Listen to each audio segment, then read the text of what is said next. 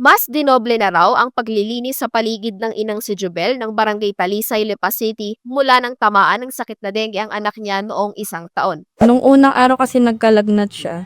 Then, nung pangalawa, nagka-rashes siya dito sa muka. Tapos, dumami dito sa tiyan, sa likod.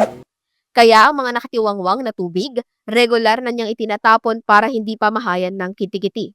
Regular na rin daw pinalilinis ang alulod sa bahay. Nakakulambo siya sa gabi, nakapadyama.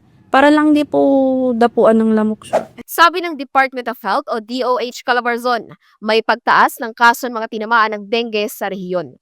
Sa datos nga ng Lipa City Health Office, mahigit 170 ang reported dengue cases sa lungsod mula Enero hanggang Pebrero ngayong taon.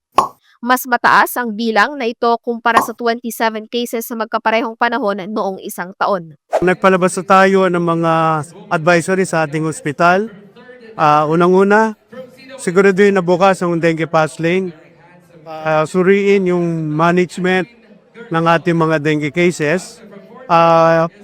Paglilinis ng ating kapaligiran. May monitoring na raw sila sa mga kaso ng dengue. Pinahihigting na rin ang kagawaran ng kampanya nilang Alas 4 kontra mosquito.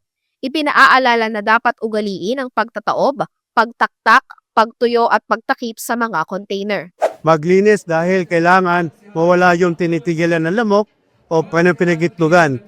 At karoon ng early consultation para hindi maging malala ang karamdaman.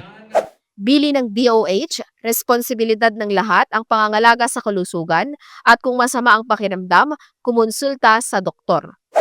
Verna Malaluan, CNA Digital Media and Public Affairs.